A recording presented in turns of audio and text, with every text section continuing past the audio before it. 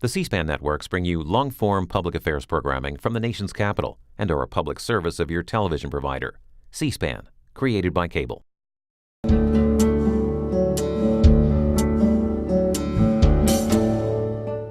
This week on Q&A, filmmaker Jonathan Goodman Levitt discusses his latest documentary film titled Follow the Leader.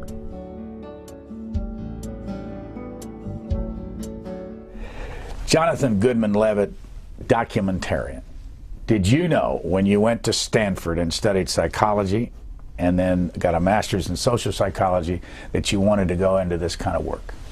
I didn't initially, but I felt at the end of my time at Stanford that I really didn't want to be in a lab for the rest of my life, so I decided to apply for a Fulbright scholarship, which I was lucky enough to get, and that helped me shift over full-time into filmmaking. Why did you originally study psychology? Well, I think a lot of us want to understand how we tick ourselves, and that was my initial motivation. I think I had an interesting upbringing where I didn't really understand what was happening in my family life. My parents went through a divorce, and I really, through that, I think, wanted to understand how we all think. Where did you grow up? Grew up in New Jersey, in Essex County, half-hour west of New York City, in North Caldwell. And your family, what's the status today of your parents? And what do they do? My mother is a grammar school librarian, and my father is a largely retired lawyer, though he still works a lot as well. Anybody in your family do documentaries? No, not that I know of. So you're the first one to do that? I'm the first one, and certainly, nobody else in my family works in the media or does anything related either. In spite of the fact that the documentary Follow the Leader came out in 2012 and you took it to the Democratic National Convention and the Republican National Convention, you're still working the documentary across the country. Why? Well, I think this documentary is a really slow burn in this country. I think it's taken a long time for it to catch on in a way. I mean, we had a theatrical release basically this past month that you were kind enough to come to with your wife Victoria, and I was really flattered by that. But it's really sort of a backwards distribution in a way. I think more people are really getting to see the film now, and my being around to sell the film, if you will, and talk about it with people, I think is an additional draw that really motivates the distribution. We're doing a college and community tour as well that I think is really where a lot of people are going to see the film. Of course, a lot of people will go to see it on digital, on iTunes or Amazon as well. But, these live events we're finding really useful. Which one is this for you? How many documentaries? It's my second feature as a director, although I've worked as a producer on others, and I'm producing 3 other films now. So, these personal projects that I've made, each of the features has taken 7 years from inception to broadcast and eventual release. Follow the Leader is what? It's a coming-of-age story, a political coming-of-age story, if you will, about 3 teenage boys who want to be president, and we followed them for over 3 years as they basically figured out what they truly believe and what path they want to follow in the future. And why did you do this? Where did you get the idea? Well, I was living in London for about 10 years, overarching the 9/11 period and the aftermath of the start of the War on Terror, if you will.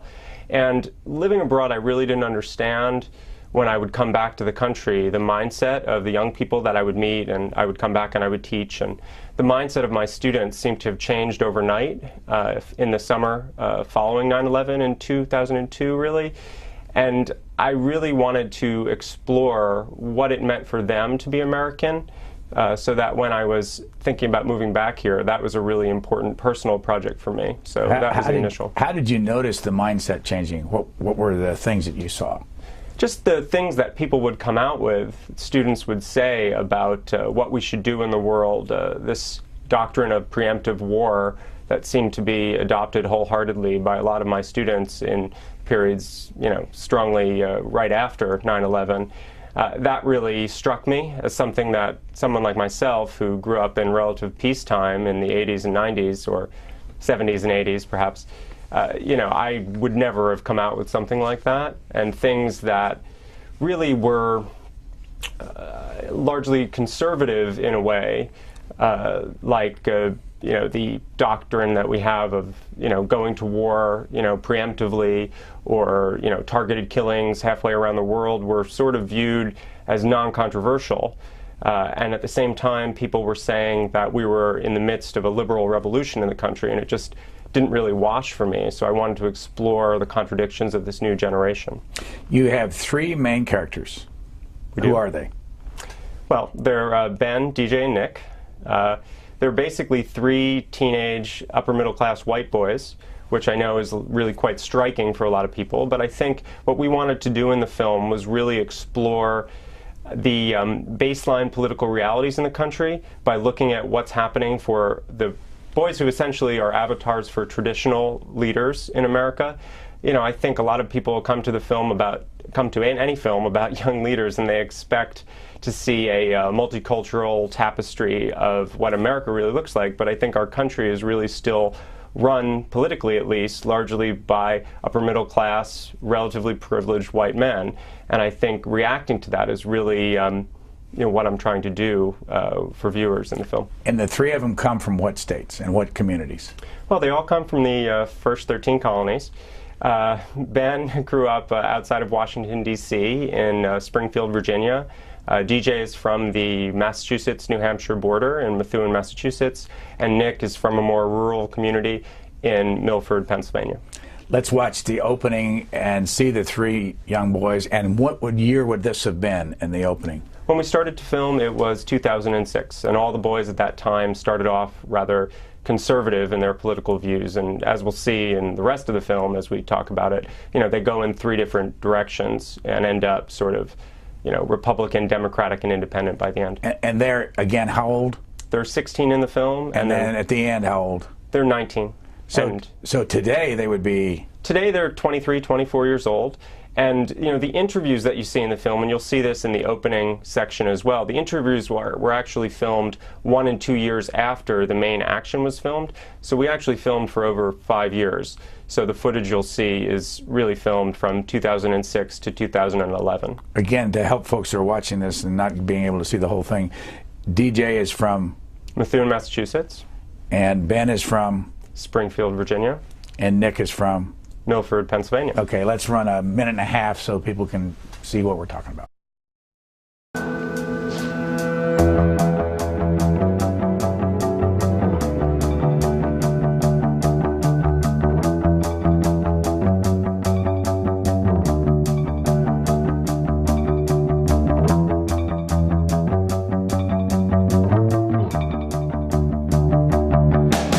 How do you guys feel about removing under God from the Pledge of Allegiance?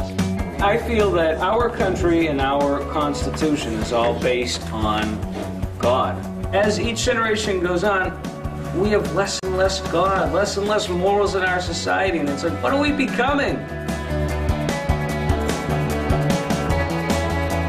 We have a vision of a peaceful world, but one thing remains constant throughout every issue.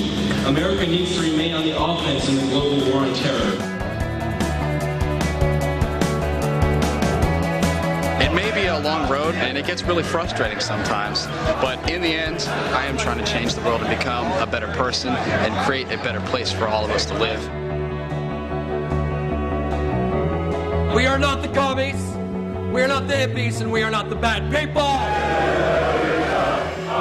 America, America, we love you so.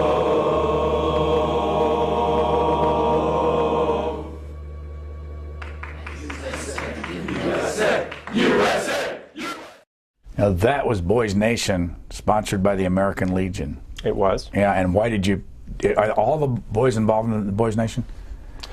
They aren't all involved in Boys Nation, but they did all go to Boys State, which is a program that runs in each of the 50 states, or it runs in 49 states in the Union. I went to that when I was in high school in 1993, and I really felt that the history of that really represents traditional leadership in the country. I met a few thousand boys and girls while I was researching the film for over a year before I started filming, and I really felt that that program, represents this tradition that we think of when we think of leaders like Bill Clinton, Mike Dukakis, Tom Brokaw, Neil Armstrong. They all went to Boys State as well. So, the fact that the three boys went there really ties them together in the first sequence of the film. Although, it's only 2.5 minutes in the film, it really sets the tone. And Bill Clinton met John F. Kennedy at age 16 going to Boys Nation in the Rose Garden. He did, yeah. And that footage, I mean, we were trying to work that into the film for some time, but, you know, the whole initial idea for the film was to have these older leaders reflecting back on their experiences.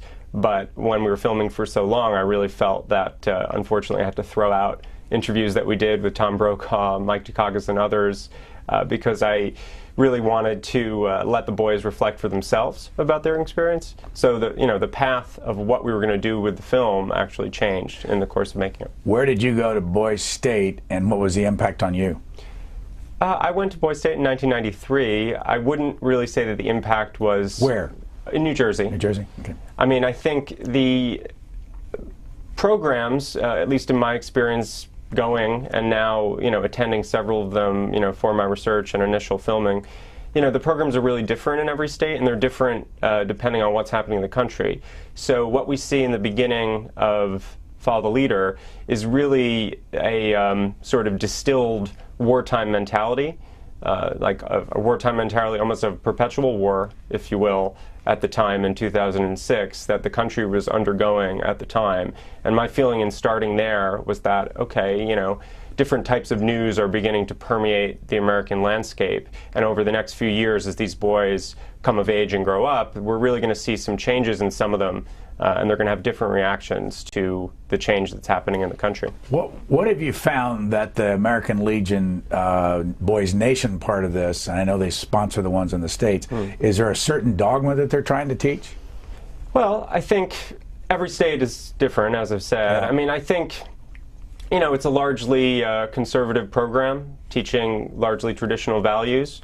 I mean, I think they bring in people from all political stripes, but if we look at you know, the people of Democratic, Republican politics, if you will, you know, they're all still relatively traditional in their values. And I don't mean, you know, politically traditional. I mean more philosophically traditional.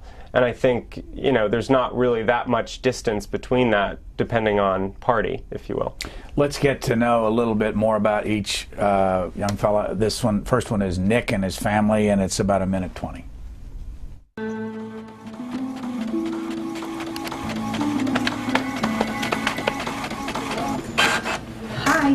Hi. You know what I have here? These are all Nikki's awards. The Volunteer Service Award from President Bush he just got. All of these, look at this. That was for his photography. The Certificate of Excellence, the Sons of America, and they gave him the bronze medal with it. Overall, he did an outstanding job. Right, Nick? I'd just like to say thank you, and I'm truly honored to be your first recipient of this. How fortunate I was for my parents, both natives of Brooklyn, to cross over that rickety Dingman's Bridge 18 years ago and bring me into this community, because it's just been great growing up here. I feel so fortunate. You know, my great-grandparents got off the boat from Ellis Island. They just wanted an opportunity. And here I am today, capitalizing on that opportunity. Being a good leader, it has to be just an inherent characteristic that some people have and some people don't. Gentlemen. I mean, we're not all born the same way. Nick was rather confident in himself. What was your reaction to that, and what was his reaction when he saw the film? Well, the boys really loved the film, actually. I mean, I was really heartened by that. You know, I'm not, you know, surprised that he's confident. I mean, he's sort of an all-American leader, really. He's sort of an avatar for this guy coming up in a small town where everybody in town knows them, everybody in town roots for them, thinks that they're going to be president someday. I mean, that's the role that Nick plays in the film. And Mom was kind of proud of her son. Yeah, Did you find that wherever you went?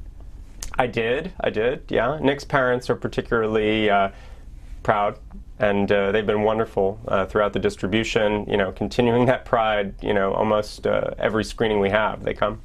Let's see a little bit of DJ. This gentleman's from Massachusetts. He is. That's me. That's when I lived in New Hampshire, so when I run for president someday in New Hampshire for the primary, I lived in New Hampshire. Favorite son. question asked. Is our children learning? Here's my wall of fame. Paul saw this from 1978, one of my pictures. These are originals. Bobby Kennedy, 68, various other candidates. Regardless of what party they belong to, they're like rock stars, you know, they're governors and senators and presidents and just people I look up to. This is an article that was in the paper. Young political guru leads counselor's campaign. This is MCTV 22. DJ Beauregard ran his first political campaign at the age of 16. Beauregard managed the campaign for Kathleen Korirami. He has that je ne sais quoi. What do they say? He has that intuition. It comes from within. Start small, take things step by step, and eventually, establish a good career. And that's what I'm going to do. That's what I want to do. Future mayor, future governor, future president. I wouldn't bet against him.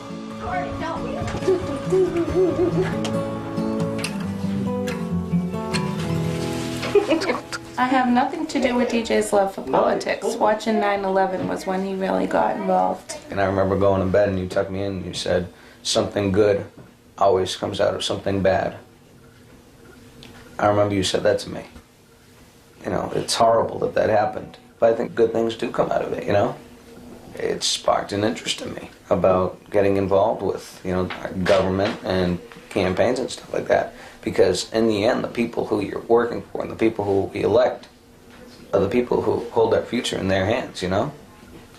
They're our leaders. What were the rules or the restrictions when you would go into these homes, and how much video do you have on each fellow? Well, I'll take those separately. I guess the restrictions were quite straightforward. I mean, anything that we film, we can use in the film, but if anyone was uncomfortable at any time, they can tell us to go away, tell us to stop filming, and, I would always listen to those requests. I mean, that's how I always work. I mean, it's really difficult if you give characters or participants in your films control later, but, they have control while it's happening. And how much time did you spend around each one? Well, people hopefully think that we've spent 3 years with them when they see the film, but really it was between 5 and 15 shoots for each of the boys. So those shoots could be anywhere from a couple hours to a few days, but we didn't really film as much as you might think. Hopefully, seeing the film, in all, we probably have somewhere between 200 and 300 hours. 200 and 300 hours. I don't really film a lot by standards of documentary makers today, I suppose, but that's still, a world of footage to whittle down to 70 to 90 minutes. And we saw with Nick, and then we saw with DJ, a reference either in their home or on his desk, or in DJ's case, talking about being president of the United States someday. Where does that come from? I think it comes from growing up in this time when everybody's told, you can be anything you want to be. If you become a leader at your high school, everybody assumes that that's going to be the path you're going to follow long into the future. I think we see in the course of the rest of the film that, they become a little disillusioned with that ambition to some extent. Some of them do, at least. And that, they have a more broad definition of what being a leader really means by the end of the film. Because, the fact that, 3 of them would be running for president in 2040 at the same time, and 3 of them would become president is obviously impossible. How much did the 3 of them get involved in student politics? Well, they were all class presidents when I filmed them. I mean, I set it so that I'd want certain scenes. I wanted to film them all at their high school graduations, speaking to their classes, speaking as real politicians. In many ways, the conceit of the film is that they're kids playing at being adults, and not only adults, but adult politicians who are in charge of everything and who are leading the way for all of their peers to follow. And how many of their parents had the same politics that the kids had? I think their parents really aren't all that political. I wanted kids who were self-motivated, so all 3 of them in the film are not really coming from inherently political families. I don't think their politics really matter in a way, and I think that makes us identify a little more with the kids rather than thinking how we normally think that, they're just following their parents' beliefs. Ben is from Fairfax County, right out here in Virginia. He is. Springfield. Yes. Here is a little bit of him and his mother. Excellent. We can never be certain about the future. The hope of past generations cannot prevent future tragedy. When faced with adversity, you will succeed. We are Spartans. We shall prevail. What about open hand versus closed hand, or closed fist? This is for making a point. This is for basically bring it on. I'm cool with everything. Anger and frustration, and you just want to beat something right now. Hey Lauren, it's Ben. I'm going to Miss Taylor's room for the class meeting. My entire life, I felt that I've had something to prove. I remember in the 4th grade, I ran to be vice president. I lost by 4 votes. And I was crushed. We're gonna fight for this, and I guarantee we're gonna win. Because I don't like to lose. Things won't come the first time around, but I'm a fighter. I'm very lucky. I live in a fairly wealthy area, which is in Northern Virginia in Fairfax County. We live right next to our nation's capital, and it's a very competitive atmosphere. I guess that's why I can't settle for anything less than what is absolutely perfect.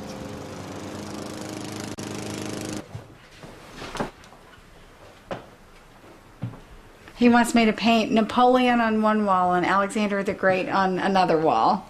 Even though some people might believe them to be sketchy characters, they were great leaders, and that's what I want to be. I want to be a person that contributes a lot back to my country and to my government. And if I want to go study in the Middle East... You're not going anywhere until you clean your room. I might not ever go anywhere again. He said all his life he felt like he had something to prove. Did you get more from him about why he thought he had something to prove? I think a lot of that comes out in the film. I mean, I think for Ben, his father's attitude toward what he was doing at the time in high school, telling him, that maybe, he wasn't as great as he thought he was, he basically reacted to that and, essentially is trying to prove something to his dad in going into politics and becoming a leader. You grabbed a screenshot of that plaque that says, "Nothing worthwhile comes easy." Right. I mean, this is something that we see a lot of the time in high schools today. They have signs and plaques like this, we're number one, all about achievement, things like this. I mean, I find that a little bit ironic in a way, but it relates exactly to what Ben is saying. You're talking not only their own personal slogans, but you're talking about slogans for each high school, banners on the wall. I've seen them myself. Yeah. Where does that come from in this society? And do you have any idea whether it's done in other countries? I think it's done less in other countries. I mean, I mentioned that was in the school because that was actually a still shot inside Ben's high school. We're sort of putting things in his life together in that part in the film. Where does it come from? I think Americans are instilled with this amazing self-esteem. At least this past generation has been. My generation was to a slightly lesser extent. But, in reality, I don't think we're number one in all of the things that Americans think we're number one in. But we are number one in self-esteem. I mean, I think that comes from, how this generation and past generations have been raised. How do you feel about that yourself as you were growing up? Well, I feel like it instilled me with some values that I could achieve certain things. I don't think if I didn't think highly of myself, I could go out and make a film that other people don't necessarily believe in and work on it for 7 years and finish it. But, there's a certain entitlement a lot of the time among too many Americans to be successful feel that they're entitled to be successful. So it creates a lot of depression, a lot of mental health issues, a lot of problems for our society because everyone feels that to a certain extent they should have more than they could possibly have. How much of this that you feel today comes from your psychology major? I think it's a question of which came first and something of a chicken and egg idea with that, if you will. I mean, I think I used to think about psychology and how personal relations work and that led me into psychology rather than the other way around. But that study 20 years ago now really gave me some ways of thinking about human relationships. This next clip is of DJ in Massachusetts meeting his governor, Deval Patrick. Did you set that up in advance, or did it just happen? No, we didn't set anything up really in the film. It's just the way that these boys' lives unfold, that they happen to encounter loads of politicians in the course of making the film. I mean, President Obama, Bill Clinton, Hillary Clinton, Deval Patrick, who we'll see now, Ted Kennedy is in the film 3 times. I mean, these real-life politicians are just part of the wallpaper of their lives in a way. They naturally happen to run into them just through their day-to-day activities. Here's DJ and the governor. Next governor of Massachusetts. Yes, indeed. Thank you. You know what? The Democrats. This is right for me, I agree with their beliefs. And I had never really thought before about ever switching because, my dad has always been very favorable to Republicans, and that was how it was with me. But then I started to think on my own.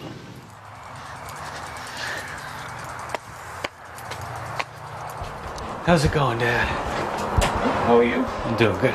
Nice to see you. Nice to see you too. I think maybe we want to talk the weather. I don't know how much politics we want to talk.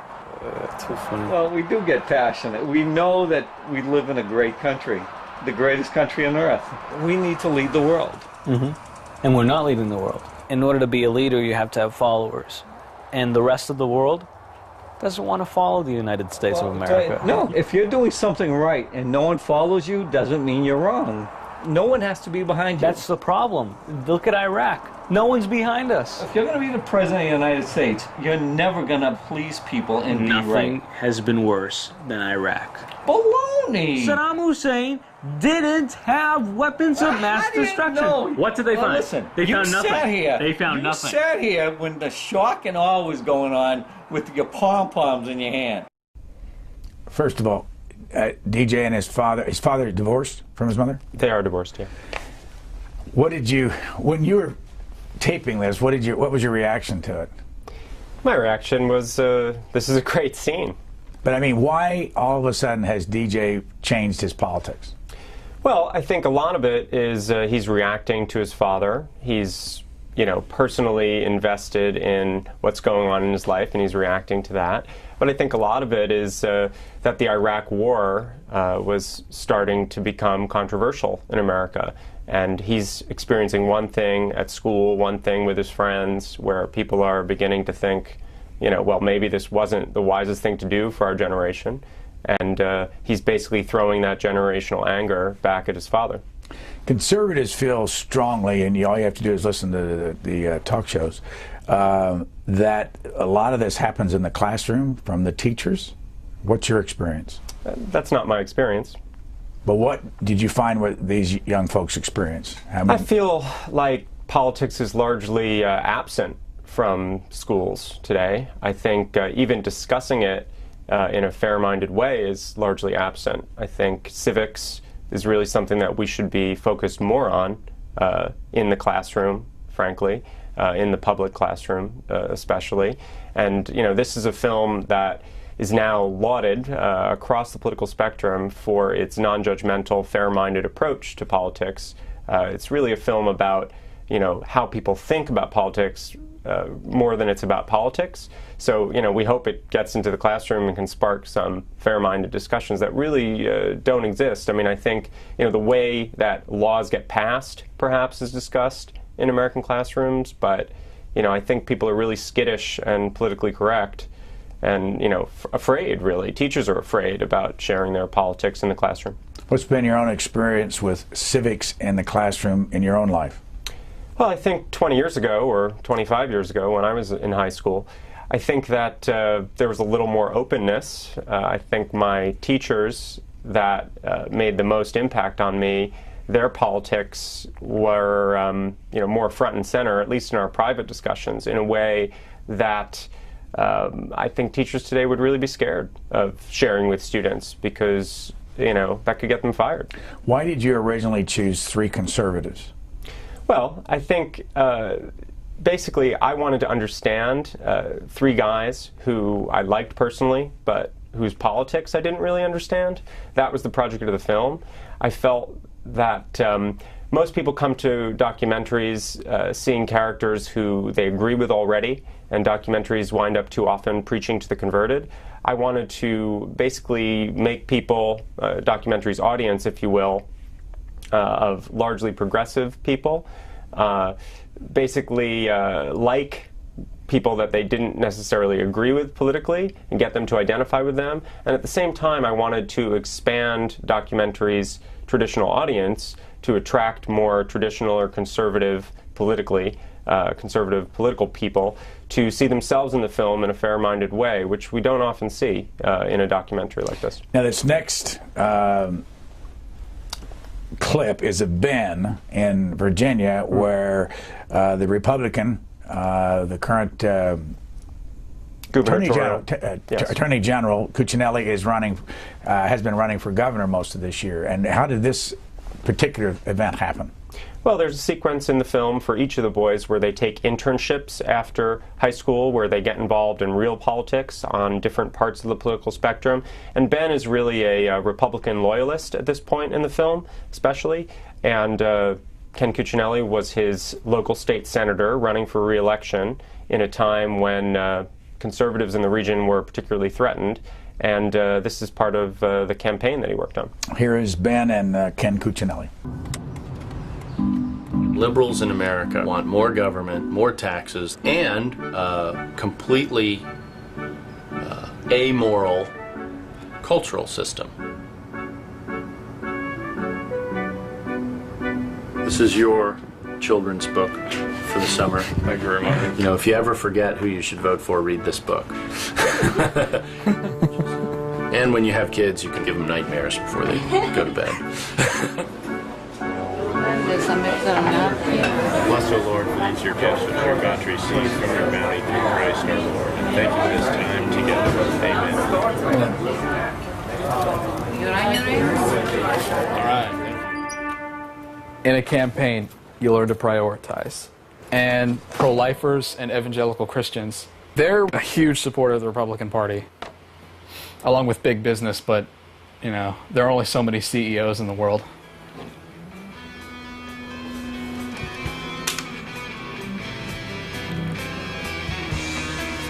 I mean, this is a tight race, and this is my first experience in negative campaigning. So, you know, I hope that it's received well. The music ended up being kind of dark and very negative, and that's exactly what I want associated with Janet, is negativity. That's Janet. She looks pretty sickly, and like, if you can show your opponent as being sickly, it's bound to help you subliminally. And then, of course, for the second half of the song, it's very upbeat. We're leaving darkness, and we're going to go into, you know, a happier place. People can make the argument that it's manipulation, but our goal is to win an election. That's the point of politics, to win elections. He's basically everything I would like to become, and I envy him for it.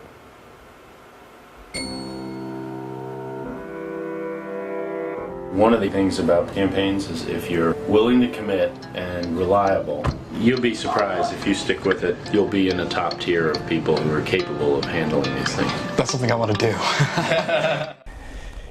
Sickly. Janet looks sickly. I mean, from where I could see, she didn't look that sickly, but did he really believe that? He did. I mean, he was told that by other people on the campaign, as he said. And what did he learn from this? And is he holding on to his views at this stage in his life? And how old is he in that? Is he still 16, or has he turned 17 in that particular clip? In that clip, I think he's probably 18 by that point in the film. I think now Ben's still a Republican loyalist, if that's what you're asking. But I think you know, he doesn't necessarily hold the same views as his mentor, Ken Cuccinelli. I think Ben's been a little skittish about participating in the campaign for the film during our release this political season because, you know, perhaps for that reason, that he doesn't, you know, toe the line on a lot of the social issues that he would get asked about if he were supporting the film in our release. He talked about an amoral cultural system that liberals believe in, and earlier when we showed the first clip, morals were brought up again. What did you sense the definition of all three boys was of the word morals? The definition of morals? Yeah, from their perspective. Well, I think Ben has a very specific meaning about this. I mean, I think do you have a marriage that's between a man and a woman? Do you basically follow traditional roles, if you will? Do you work hard? Do you play fairly? I think when it comes to politics, I think he has a very pragmatic view of that, which he sees as moral. When you were recording these different moments, who was there? Who was running the camera? I'm the only one there. I mean, I shoot myself and record sound on my own, really. So, it's not like we're a big crew in the room. I mean, we largely blend into situations. I mean, that's how we get the material that we do. Here is Nick talking with an AU professor. I assume that's American University professor. It is. Here in town.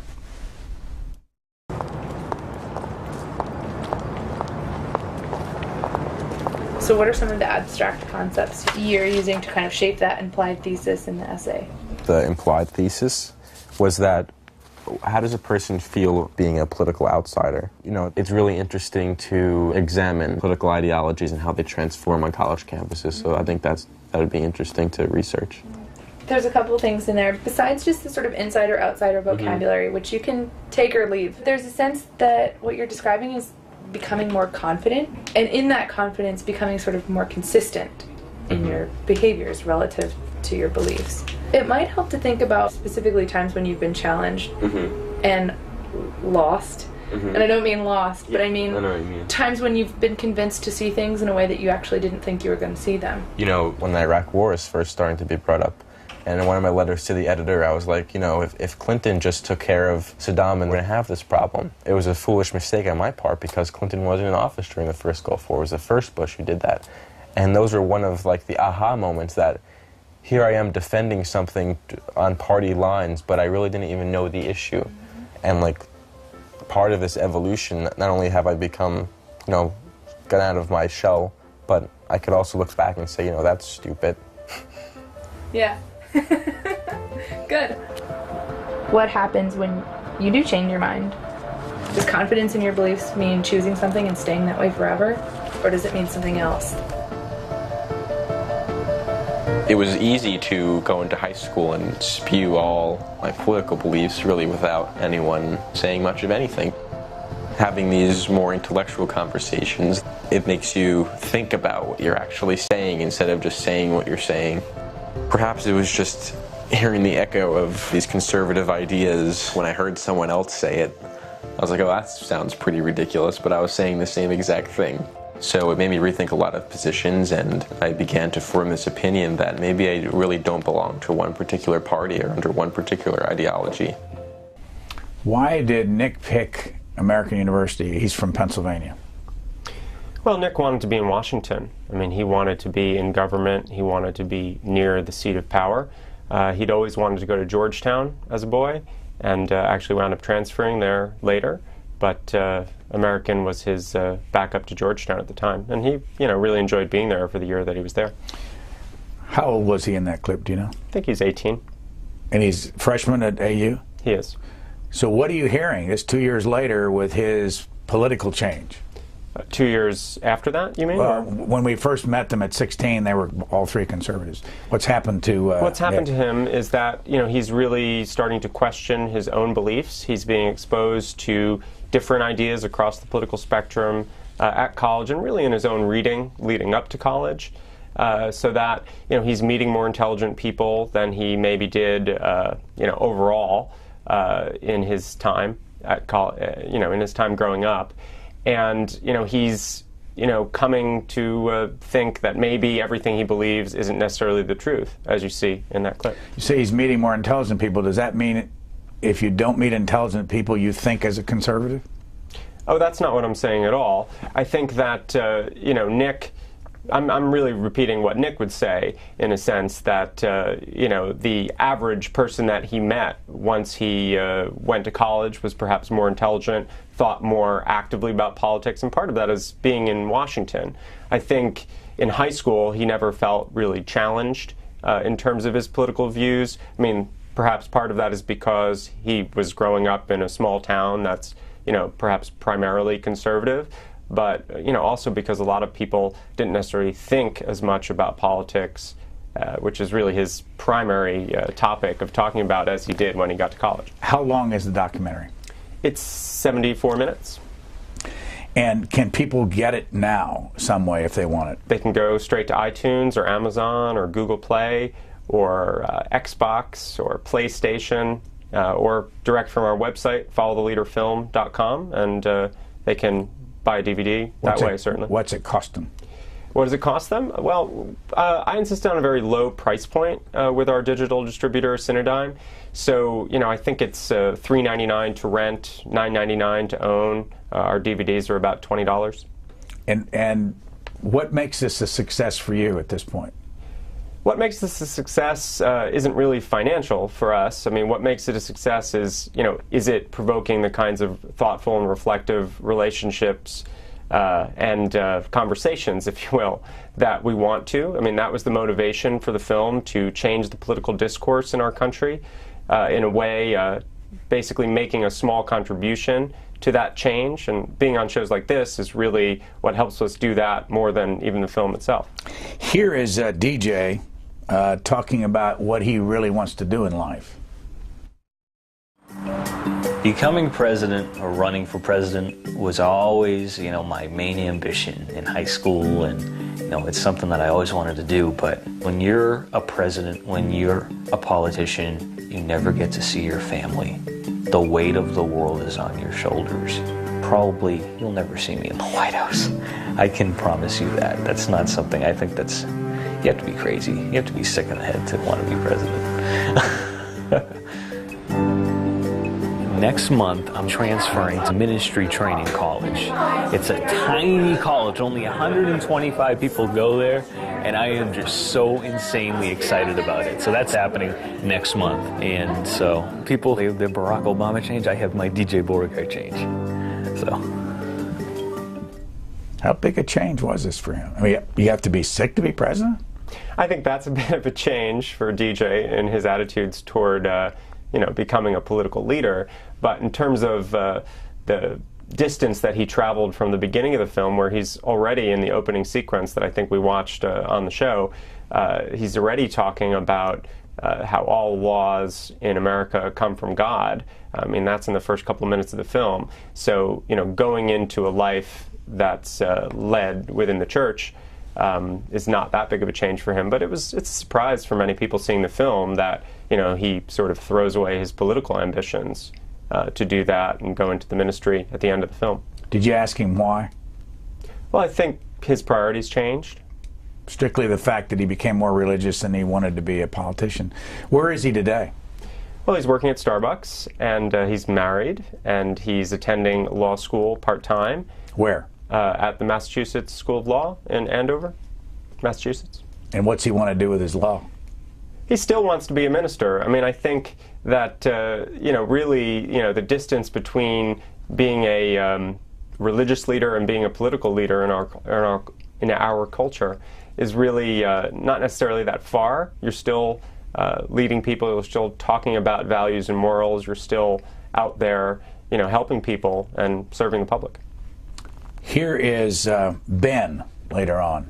It's about less than a minute.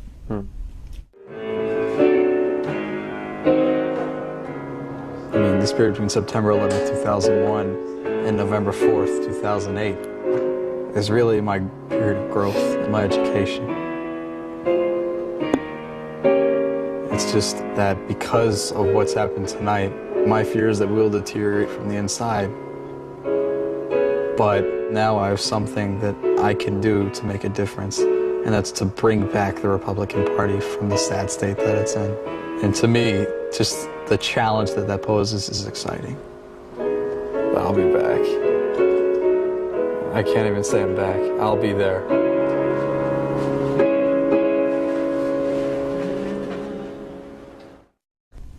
I'll be back from where? He'll be back from defeat. I mean, this is a clip that was filmed on the eve, the night of the 2008 election, and he'd been fighting on behalf of John McCain on campus and really felt overwhelmed by the support for Barack Obama. Again, his campus is? Carnegie Mellon University, which ironically I think is actually a quite conservative campus. But, you know, to Ben, I think he felt really attacked. What is he studying? Studying government, politics. And what's he think of the Republican Party today, and where is he today? I think you'd have to ask him. I mean, Ben is completing a PhD in Michigan at the University of Michigan. Are you still in touch with all these guys? I'm in touch with all of them, some more than others. I mean, I think that happens when you make documentaries, that some people become friends and some people become people that you're in touch with periodically when something's happening with the film. I think in terms of the three boys, I probably talk with Ben the least of the three, but a lot of that is because he's, you know, very busy. Do you have any intentions of doing the 7-year bit? Coming back and looking at them again? I would love to. I think, you know, that's really down to the public's interest and a broadcaster perhaps or another funder's interest in doing something like that. I don't think that we would do that in the same way that they do the 7-Up series, as much as I love them. And, you know, I don't think we'd necessarily film the three boys at the same moment in their lives again. I mean, this was really a unique moment for the crystallization of political beliefs. This 16 to 19 high school into college shift. You refer to the 7-Up series. What is it? 7-Up series is Michael Apted's series that started in the 60s that the film gets compared to a lot. It basically followed several boys and girls who were 7 at the time of the initial film, and then they followed them again every 7 years, and now they're 56. I remember seeing it and wondering if I'd seen a couple of the others. Have you watched them all? I have actually seen them all. What was your reaction to them? And where is it? Where are they located? And what's the purpose of it? Who paid for it and all that? Well, it was a BBC film, or maybe it was an ITV film. It was a British public television film, I think, that was made initially in the 60s, and it's been followed up every 7 years since. You know, the purpose is to find out, you know, what happened for a cross-section of people in Britain at that time, and it's really this amazing film that charts what's happened in our culture, really, or British culture, if you will, but I think it has an impact for the rest of the world, too. Here's our last clip from this documentary, and this is Nick attending the Inauguration Day in 2008. Good. I don't think that young people play the traditional game of liberal versus conservative, left versus right. Are you a Democrat or are you a Republican? I think there are specific values to our generation. Please move to the center of the car. This is a critical time in American history. You know, it is our generation that's going to come and save this country, take it in one direction or another. Yeah. Guys, this way.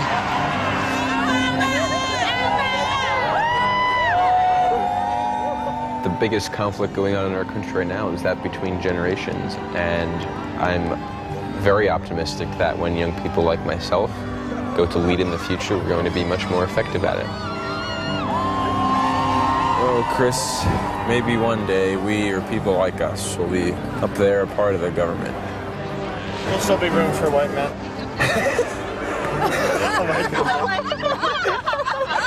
We'll let you stay as long as you behave yourself, all right?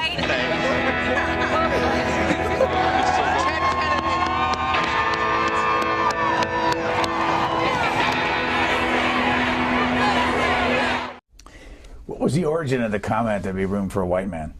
Well, he was responding. Nick's friend Chris Golden, who works with Joe Trippi now, actually, he was basically just responding to this woman in front of him.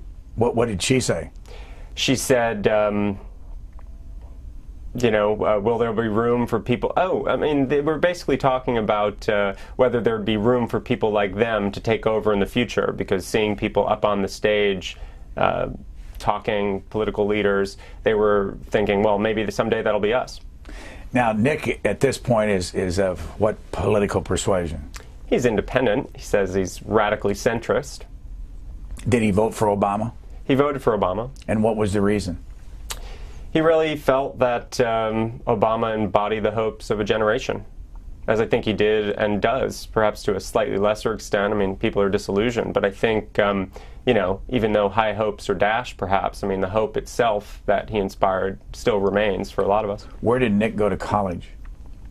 He went to American, and then he went to Georgetown. He's a graduate of Georgetown now. Georgetown Law or Georgetown? Just Georgetown. And what is he doing now? He's working for a millennial-led debt reduction campaign, nonpartisan campaign called The Can Kicks Back. They're actually on a generational equity tour at the moment, traveling the country. I mean, Nick is the one of the three of them who's really taken it on himself to be involved in civic engagement work as his livelihood, really. So going back over the three of them, DJ Beauregard is of what political persuasion today? I'd say he's conservative. I think he likes to think of him as an independent. Nick? Independent, but also, you know, I think still relatively conservative. And Ben? And Ben is more a Republican. So, as you've traveled around and you've spoken to a lot of groups, what's the what the folks say or after they see this? What are some of the first things they say about it? I think a lot of it has to do with people's own ideology. I think people impose their political ideology onto the film. We have a very positive response to the film across the political spectrum.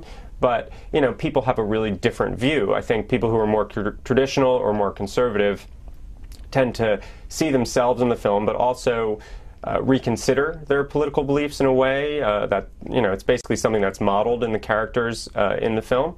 And so they're a little more open to considering different points of view as the boys become in the course of the film.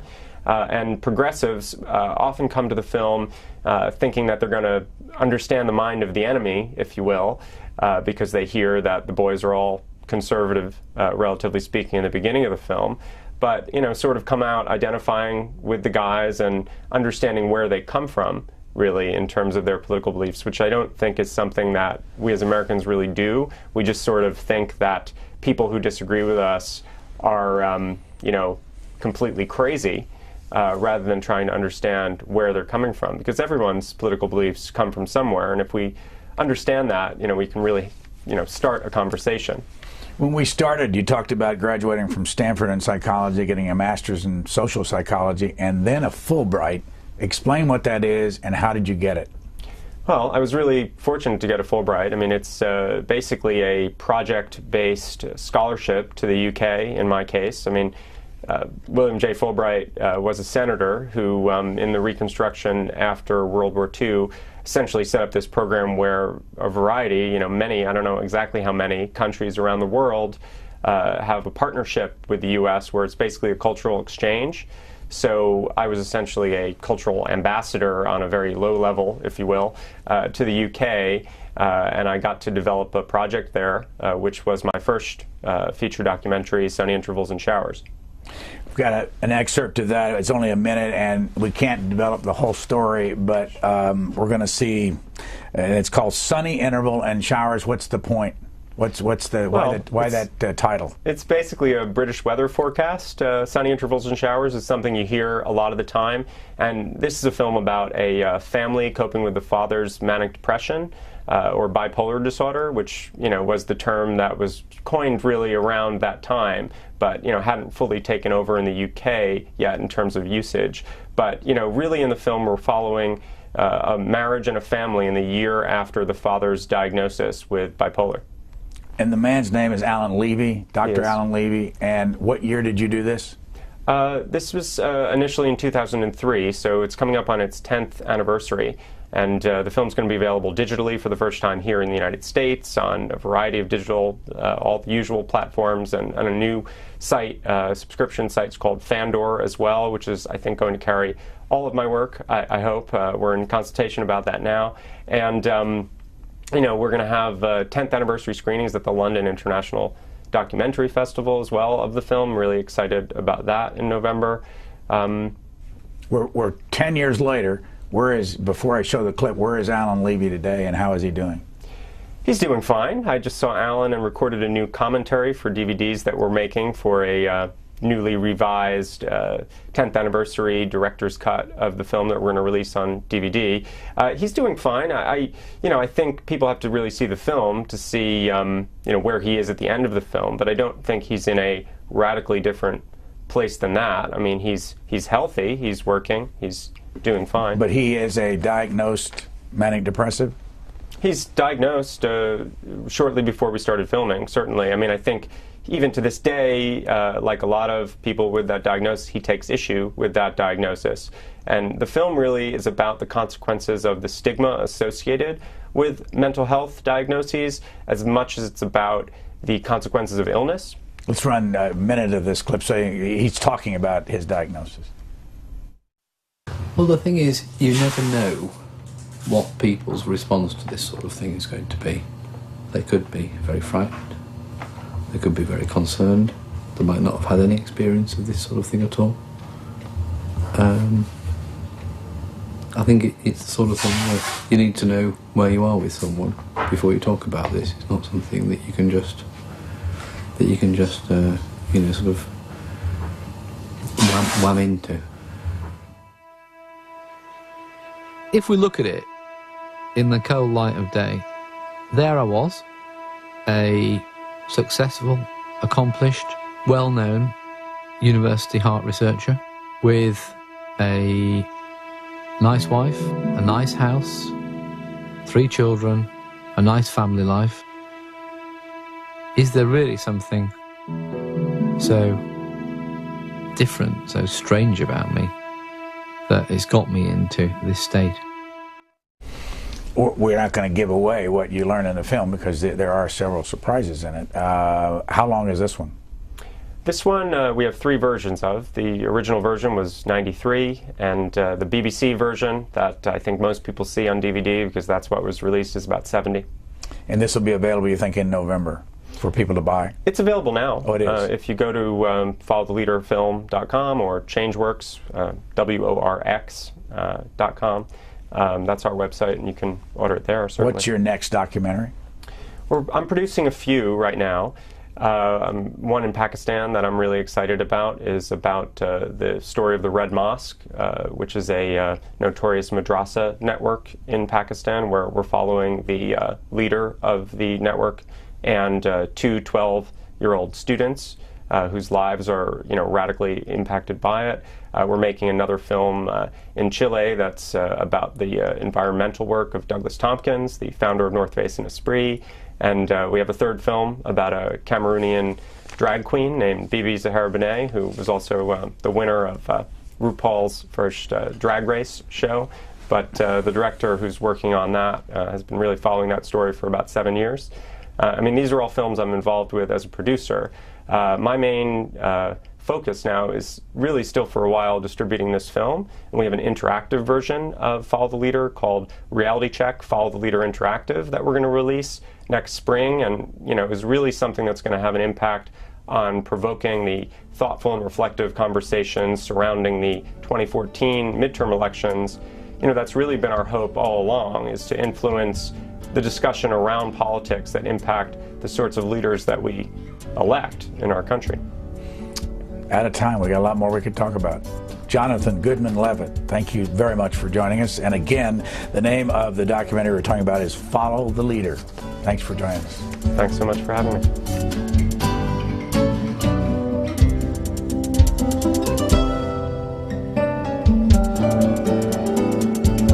For free transcripts or to give us your comments about this program, visit us at Q&A.org. Q&A programs are also available as C-SPAN podcasts.